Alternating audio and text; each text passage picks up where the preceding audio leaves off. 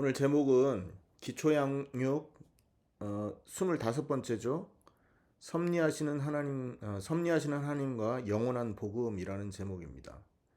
지난 주일에 우리가 버려야 할 불신앙과 붙잡아야 할 믿음에 대해서 말씀을 살펴봤었죠.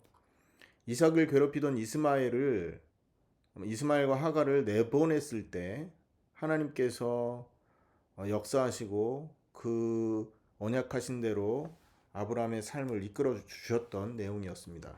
그래서 우리는 인간적인 방법, 불신앙의 방법을 내어버릴 때, 그리고 또 하나님을 향한 그 믿음을 끝까지 붙들 때, 또 하나님께서 약속하신 응답들 확인할 수 있음을 이렇게 또 살펴봤습니다. 사실은 사람이 보기에는 내가 불신앙을 버린다 했을 때 손해보는 것 같을 수 있잖아요.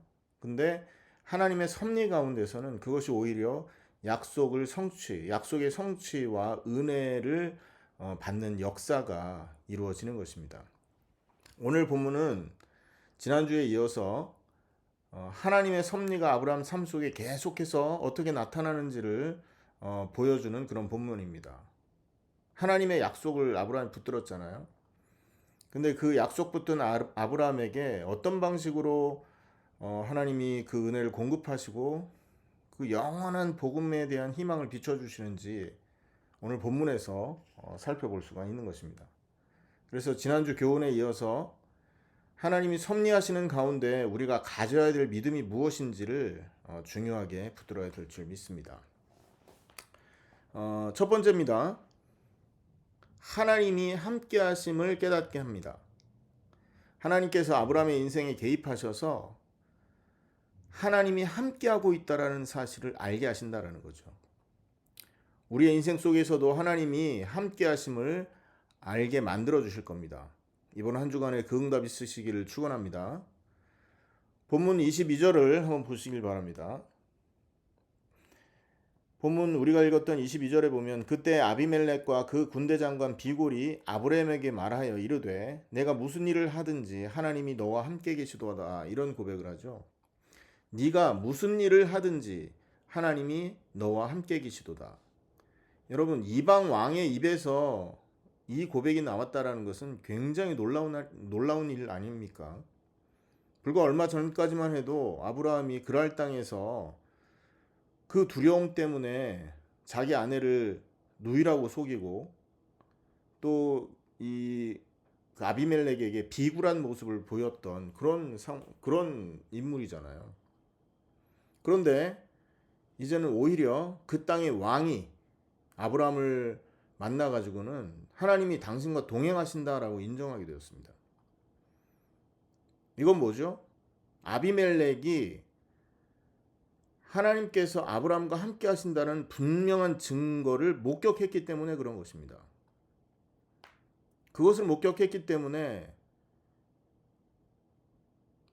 강한 힘을 갖고 있던 왕조차도 연약한 나그네인 아브라함과 화친을 할 수밖에 없었던 것입니다. 나그네와 같이 힘없는 아브라함, 나그네로서의 삶을 살고 있는 이 힘없는 아브라함을 바라보니까 능력 있는 왕보다 더 큰 힘을 갖고 계신 하나님이, 자기가 능력 있는 왕이잖아요. 그 왕보다 더 큰 힘을 갖고 계신 하나님이 함께 하시는 걸 보게 됐고, 그 경외감을 통해서 그 경외감 때문에 아브라함에게 고백을 할 수밖에 없었던 것입니다. 세상의 왕조차도 인정할 정도로 아브라함에게 임한 하나님의 섭리적인 임재가 드러난 순간이라는 거죠. 이것은요, 하나님께서 아브라함에게 주셨던 너를 통해서 열방이 복을 받을 거라는 언약이 조금씩 성취되어 가고 있는 모습이기도 하고요. 뿐만 아니라 가나안을 너에게 주었다라고 했는데 이 브엘세바 언약과 함께 이방의 왕이 나그네 일개 한 가족의 족장인 아브라함을 한 나라로, 한 공동체로 인정을 하기 시작한 거죠. 씨를 내게 주겠다 했는데 이삭을 주셨죠. 가나안을 주겠다 했는데 지금 가나안 땅에서 정착할 수 있는 어떤 그 국가적인 또 어떤 배경적인 근거를 만나게 됐죠. 그리고 열방이 복을 얻게 하겠다 그랬는데 이 아비멜렉과 화친을 하면서 이 아비멜렉이 복을 얻는 그러한 응답의 자리라는 것을 우리는 알게 되는 것입니다. 이런 응답을 하나님이 주신 거 아닙니까? 하나님이 함께 하셨기 때문에 이런 일들이 벌어졌는데 이 일을 보고 힘 있는 그 엄청난 막강한 그 권력, 두려운 권세를 갖고 있던 왕도 친구가 되기 위해서 찾아왔다는 것이죠. 이 장면을 통해서 우리는 함께 하시는 하나님의 은혜, 또 다른 말로 임마누엘의 하나님의 은혜를 깨닫게 되는 것입니다. 여러분 생각해 보세요. 이 아브라함에게 이 군대 장관, 특히 이 아비멜렉이 찾아와서 화친을 청한 이유는요. 아브라함의 능력이 대단해서 찾아온 게 아닙니다. 연약했습니다. 나그네였고요. 배경도 없고요. 이방의 왕의 눈으로 봤을 때는 일개 귀족에 지나지 않을 정도로 약한 사람이었다고요. 그런데 하나님이 함께 하셨기 때문에 모든 일이 형통하게 되었고 존중을 받게 되었다는 겁니다. 마찬가지로요. 오늘 우리도 하나님이 나와 함께 하심을 믿음으로 붙들 때 담대한 삶을 살 수가 있는 것입니다. 세상 사람들이 당장 우리를 이해하거나 또 우리를 이해하지 못하거나 때로는 비난한다 할지라도 하나님께서 함께 하시는 사람은요. 남다른 빛 그리고 남다른 향기가 나타나는 게 되어 있다는 걸 기억하셔야 됩니다. 동행하시는 하나님을 믿는 사람은 어떤 상황에도 담대할 수 있습니다. 우리가 불안하거나 염려가 많다거나 또는 근심 걱정에 휩싸여 있다. 하나님이 함께하고 있음을 잊어먹고 있다라는 것의 반증이라는 겁니다. 오늘 우리가 전능하신 하나님이 나와 함께 하신다라는 사실을 믿을 때 어떤 상황에서도 어떤 어려움 속에서도 어떤 위기 상황 속에서도 담대할 수 있게 되는 것입니다. 주변 사람들의 인정이나 눈에 보이는 조건보다도 보이지 않지만 나와 함께 하시는 주님을 신뢰할 때 우리는 담대하게 되는 것이죠. 초대교회 성도들을 한번 보시기 바랍니다. 초대교회 성도들은요. 노예였습니다. 노예. 마가다락방에 120명이 모여있을 때 그 사람들 중에 변변한 직업을 갖고 있다고 볼 수 있는 사람이 없을 정도였다고요. 그런데 그들은 하나님이 함께하는 그 증거 때문에 담대한 믿음으로 예루살렘과 유대야, 사마리아 땅끝까지 이르러 증인이 될 수 있는 응답을 받게 됐던 거죠. 그뿐 아니라 사도행전에 보면 베드로와 요한이 공회 앞에서 70인 그 원로가 모여 있는 공회, 국회의사당과 같은 곳입니다. 여러분 워싱턴의 국회의사당 한 번도 못 가본 사람들 많지 않습니까? 워싱턴 국회의사당 가기도 힘든데 거기 그와 같은 권세와 권위를 갖고 있는 그 장소에서 베드로와 요한이 담대히 복음을 전했다니까요. 왜 그렇습니까? 하나님이 우리와 늘 동행하신다라는 믿음 때문에 세상 앞에서 권세자들 앞에서 두려움 없이 담대히 설 수 있었던 것입니다. 아브라함이 하나님이 함께 하심으로 인해서 이방 왕이 능력 있는 왕이 화친을 맺게 되었던 것처럼 오늘 우리가 예수 그리스도를 통해서 하나님을 만나게 되고 성령이 우리 안에 함께 하시는 이 임마누엘의 비밀을 우리가 계속 누리고 그 사실을 믿는 믿음 위에 건다면 어떤 상황 속에서도 우리는 담대할 수 있다라는 이 사실을 꼭 기억하시는 여러분 되기를 예수님의 이름으로 축원합니다. 오늘 이 말씀을 성취될 말씀으로 붙드시면요. 하나님이 함께 하시는 사실을 반드시 깨닫게 만들어 주실 겁니다. 어떤 상황을 통해서든 만남을 통해서든 또 어떤 장소를 통해서든 여러분이 가지고 있는 갈등을 통해서든 또 어떤 선택을 통해서든 하나님이 함께 하시는구나 깨닫게 될 줄 믿습니다. 두 번째입니다. 오늘 본문을 통해서 우리가 살펴볼 수 있는 두 번째 내용은 필요를 공급하시고 언약을 지키시는 하나님을 볼 수 있는 것입니다. 필요를 공급하신다. 여러분, 오늘 23절, 24절에 보면 아비멜렉이 아브라함에게 직접 찾아와서 서로 간에 맹세, 언약을 맺는 그런 장면이 나오죠. 아브라함은요, 아비멜렉의 그 부탁을 들으면서 받아주면서 한 가지 짚고 넘어갈 일을 언급합니다. 그게 뭐였습니까? 25절이죠. 아비멜렉의 종들이 아브라함의 우물을 빼앗았었다. 옛날 얘기를 하는 겁니다. 여러분, 우물을 빼앗았다. 뭐 별것 아니지 않을까라고 생각을 하지만 여러분 그 당시 환경을 생각해 보세요. 수천 년 전이라니까요. 목축업으로 생계를 유지하던 그런 시대, 그런 상황이었습니다.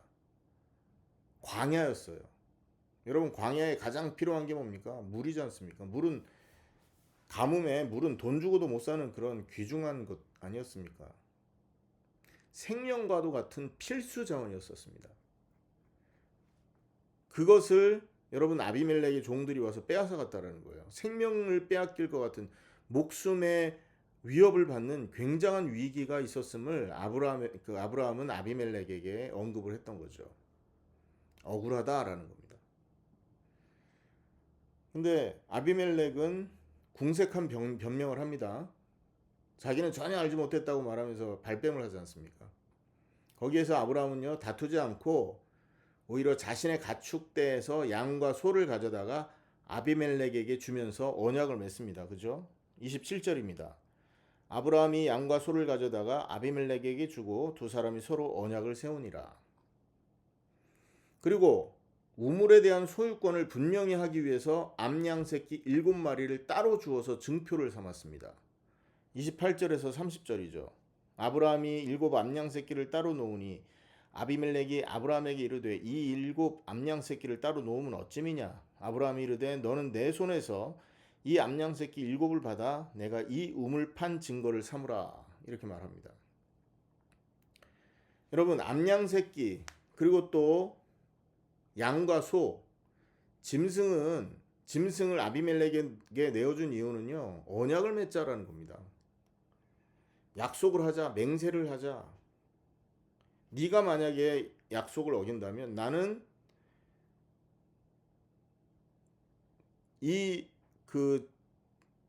짐승을 죽여서 우리 앞에 언약을 삼은 것처럼 네가 이 짐승처럼 죽게 될 것이다. 주로 여러분 그 짐승을 사이에 두고 언약을 맺을 때는 희생 제사를 드립니다.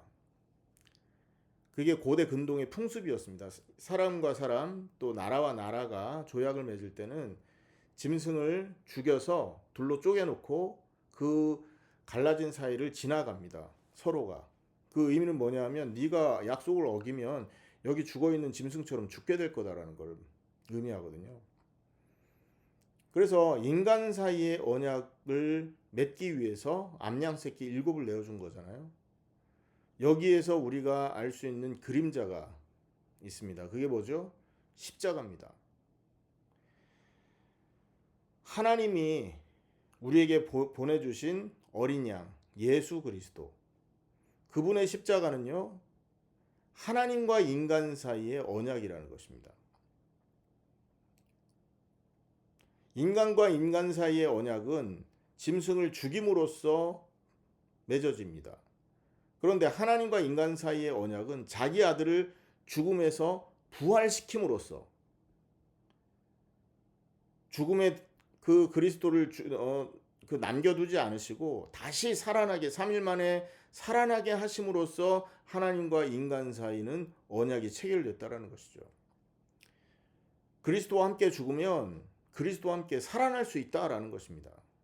우리가 하나님의 언약을 믿으면 죽어있던 너희가 그리스도가 부활한 것처럼 죄에서 해방받고 죽음에서 생명을 얻고 흑암에서 하나님의 나라로 옮겨질 것을 말하는 것입니다.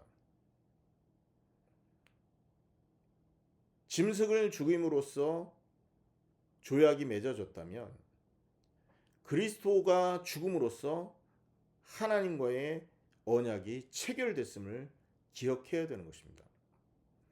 그리고 또 한 가지 여기서 양과 소, 그 다음에 7마리 암염 이 뭡니까?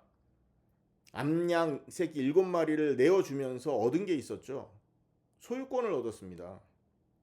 그죠? 그리고 화평을 얻었다고요. 이방 아비멜렉과 관계에서 화평을 얻었고, 그 다음에 소유물을 취했어요. 그 소유가 뭡니까? 우물의 권리를 찾았지 않습니까?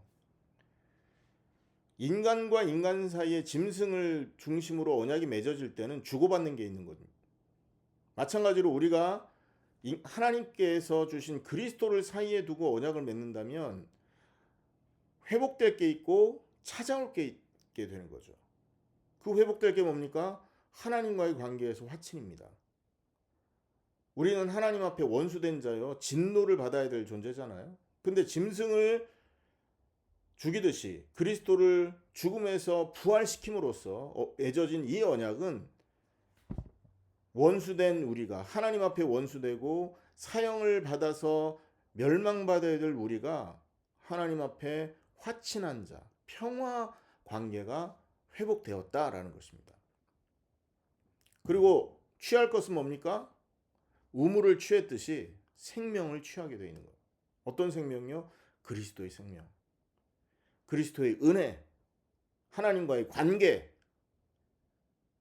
하나님 자녀로서의 신분, 하나님 자녀가 가지고 있는 권세, 예수 권세를 말하는 거거든요, 이게. 하나님과의 관계가 회복됨으로써 주어지는 은혜들이 있다는 것을 오늘 이 본문을 통해서 보여주고 있음을 기억하시라. 아멘입니까? 이 맹세를 통해서 아브라함은 아비멜렉에게 생명과 같은 우물을 소유할 수 있는 권리를 되찾습니다. 그래서 그곳의 이름을 브엘세바라고 그랬는데, 이 브엘세바는요, 맹세 우물이라는 뜻을 갖고 있습니다. 그 밑에 주석에 나오죠. 성경 밑부분에 맹세 우물 1번 주석이 달려 있습니다. 맹세 우물이라고. 또 다른 뜻으로는요, 일곱의 우물이라는 뜻을 갖고 있습니다. 왜 그렇게 했습니까? 암양새끼 7을 넘겨주고 받은 권리이기 때문에 그렇습니다. 일곱의 우물, 맹세 우물이라는 뜻입니다. 자, 이것을 통해서 하나님은 아브라함에게 광야에서 살아남을 수 있도록 필요한 것들을 공급해 주셨다라는 것이죠. 여러분, 하나님이 왜 아브라함에게 이 필요한 것을 공급하시고 살아갈 수 있도록 은혜를 베푸셨을까요? 하나님의 섭리 때문에 그렇습니다. 프로비던스라고 그랬죠. 프로비데레, 라틴 말이 변형되어서 프로비던스라고 된 것인데 미리 보다라는 뜻이라고 그랬지 않습니까? 미리 보고 그리고 준비하시고 prepared, 그리고 supply, 공급하시고, 미리 보고 준비하시고 공급하시고, 이 세 가지가 섭리라고 했단 말이에요. 하나님이 아브라함을 통해서 행하실 일을 미리 보고 계셨잖아요. 그게 뭡니까? 아브라함의 씨를 통해서 그리스도가 오실 거, 이걸 미리 보고 있었던 겁니다. 그렇기 때문에 그 일을 이루어야 되니까 아브라함이 위기에 처하면 안 되는 거예요. 그래 피로를 공급하시는 겁니다. 준비하시고 이 아브라함이 살아갈 수 있는 모든 환경을 준비하시고 그리고 피로를 공급하시는 거예요. 그래서 뭘 하도록? 하나님이 계획하신 그 일을 완수하도록. 이게 하나님의 섭리인 것입니다. 그 섭리 안에 있는 사람은요, 어떤 상황에서도 무너질 수가 없는 것입니다. 왜 그렇습니까? 하나님이 하실 일을, 하나님이 내다보고 우리를 통해 행하실 일을 계획하셨기 때문에 그 일을 이룰 수 있도록 모든 것을 준비하시고 공급하실 수밖에 없는 것이죠. 우리가 할 일은 그래서 이 하나님의 섭리적인 은혜 앞에서 할 일은 딱 한 가지입니다. 그게 뭔지 아세요? 날마다 기억하는 거. 날마다 기억하는 것입니다, 여러분. 여러분 혹시 뭔가를 이렇게 예를 들어서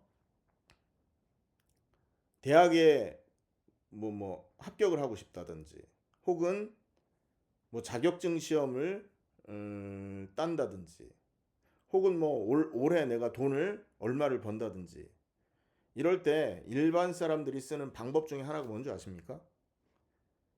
자기의 목표를 분명하게 눈에 보이는 글귀로 딱 적어 놓는 방법을 씁니다.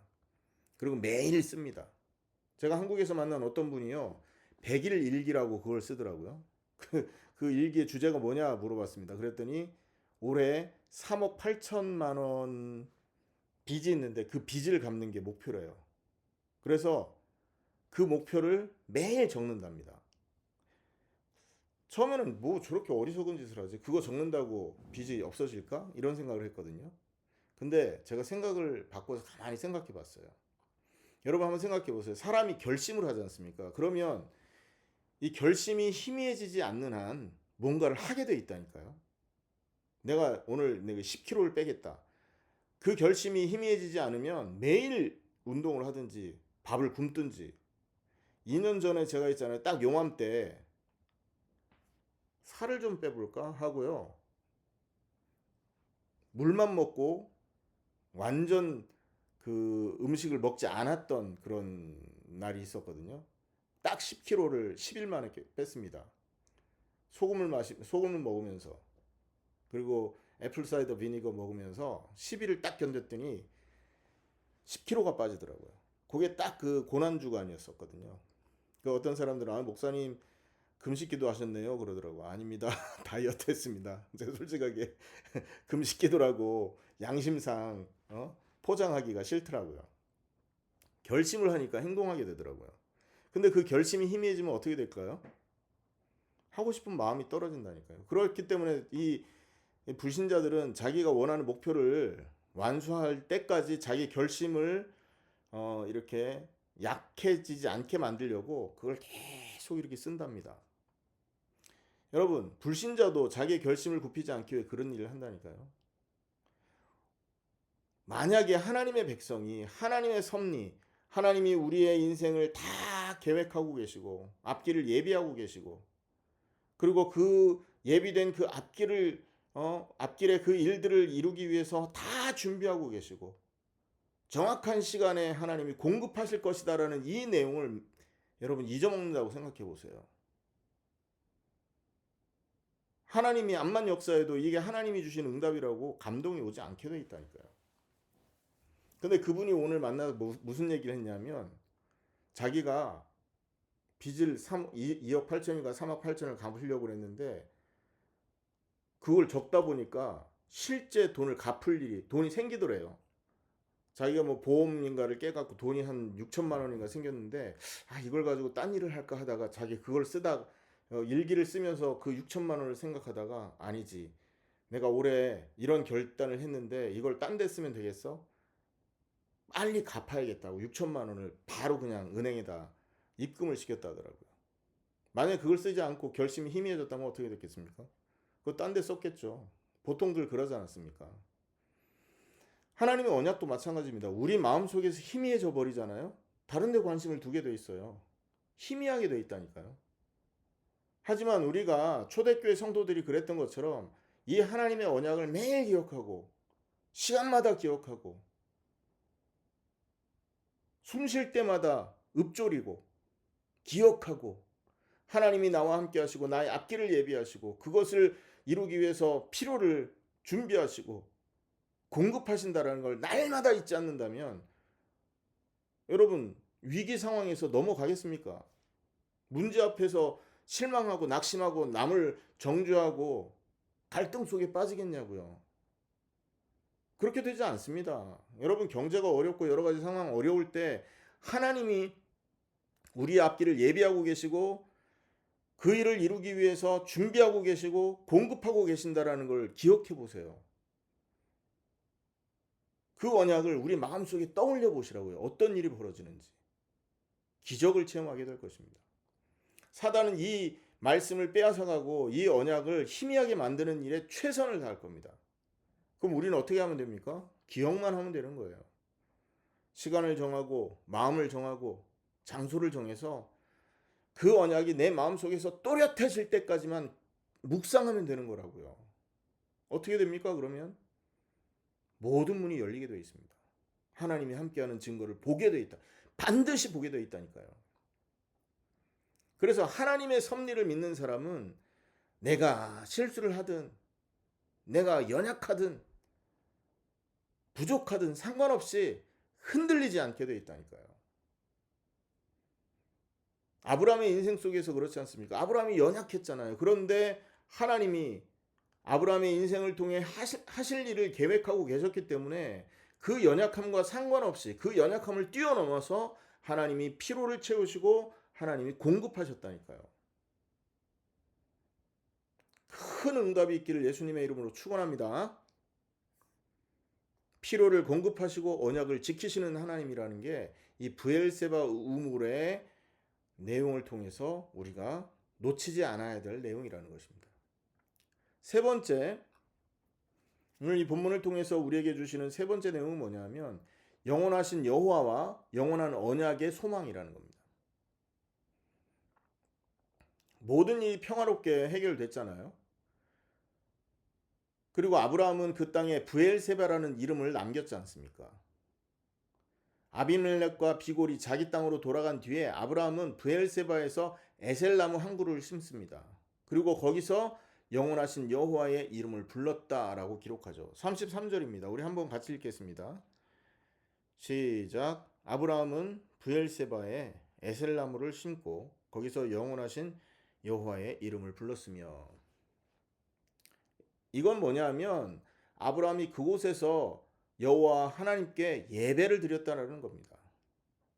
마므레 상수리 나무에서 늘 하나님을 묵상하고 예배하던 그 모습을 그대로 이곳에서도 재현했다는 것이죠.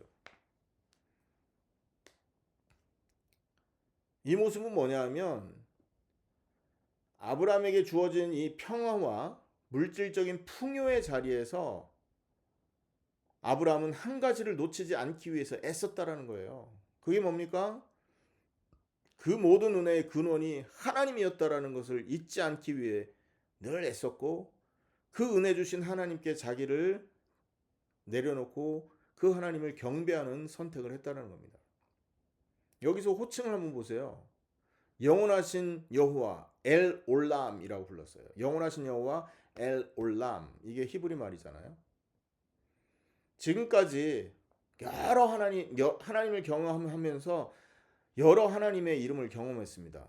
엘 샤다이, 엘 엘리온. 이제 하나님을 영원하신 하나님 엘 올람이라고 고백한 거예요. 아브라함은요, 자기와 다르게 하나님이 영원하시다는 걸 믿었다는 거죠. 자신과 후손에게 베푸실 언약도 영원할 것을 신뢰했다는 겁니다. 이름을 그렇게 불렀다는 거는 나는 죽고 없어지겠지만 나의 자녀에게 임하실 하나님, 아들 이삭에게, 야곱에게, 요셉에게 임하실 그 하나님, 나에게 역사하신 그 하나님이 우리 후손들에게도 역사하실 걸 믿고 하나님을 예배했다.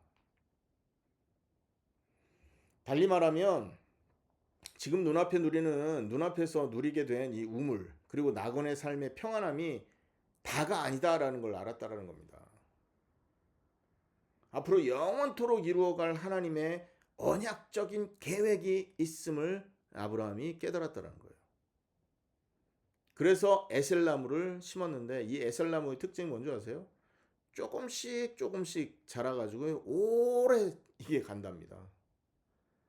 키도 크지도 않은가 봐요. 오래 자라난대요.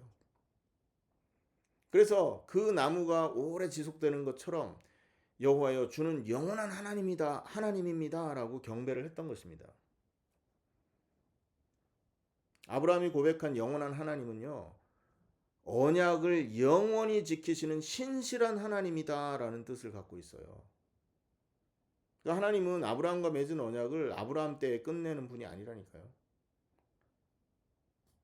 영원하신 하나님이 언약을 주셨잖아요.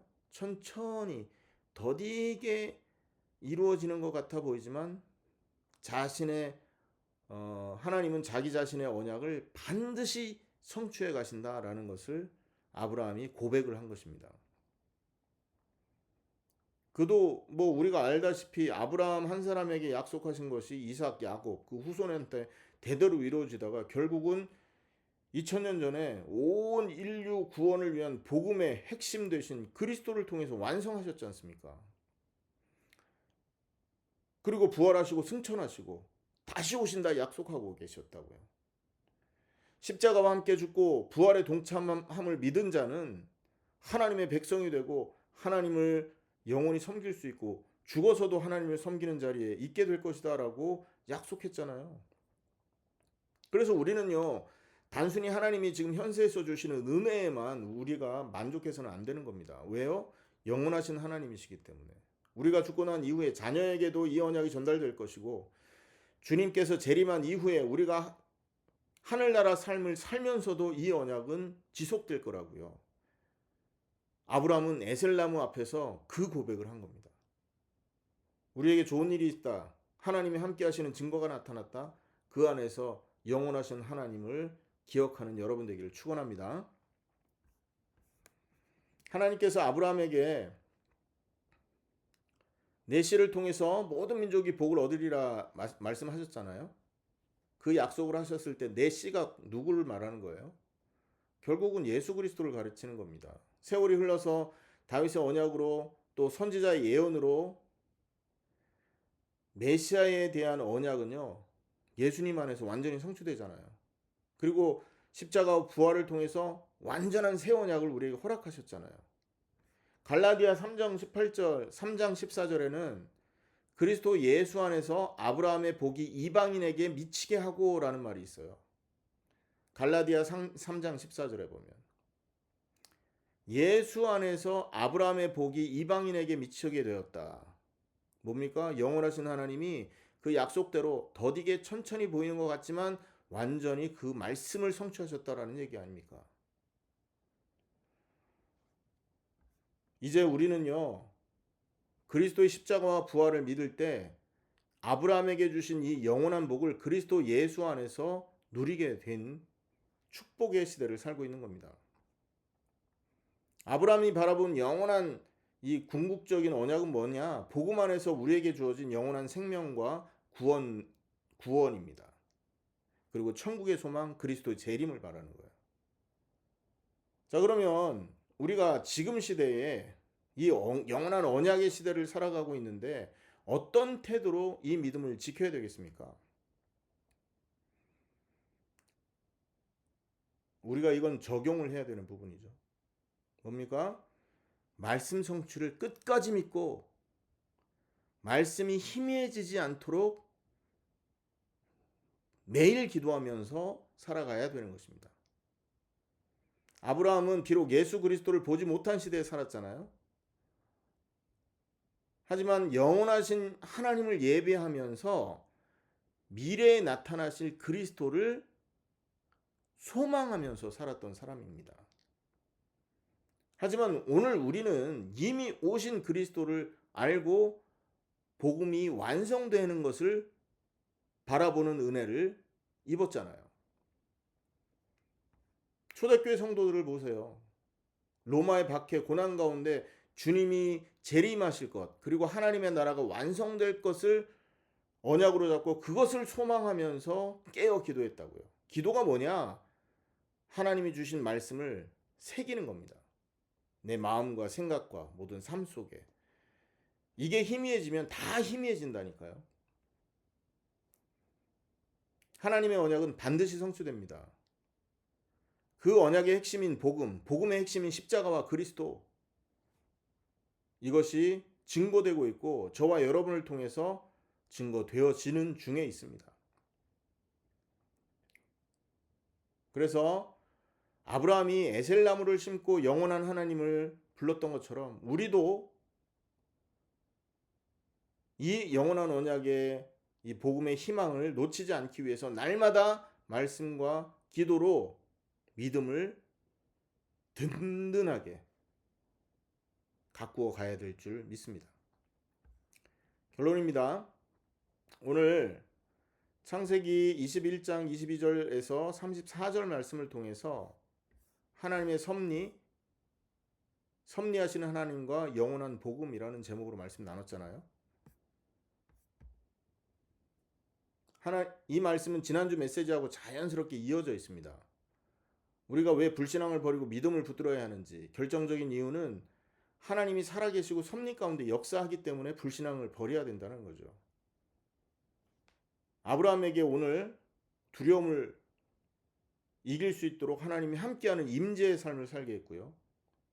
또 영원한 약속을 바라보게 했고,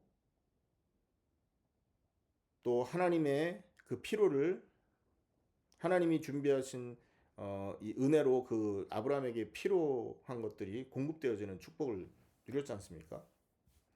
아브라함에게 이 은혜를 주신 그 하나님이 지금 살아계셔요. 지금은 저와 여러분의 하나님입니다. 이 세상에 아브라함은 없잖아요.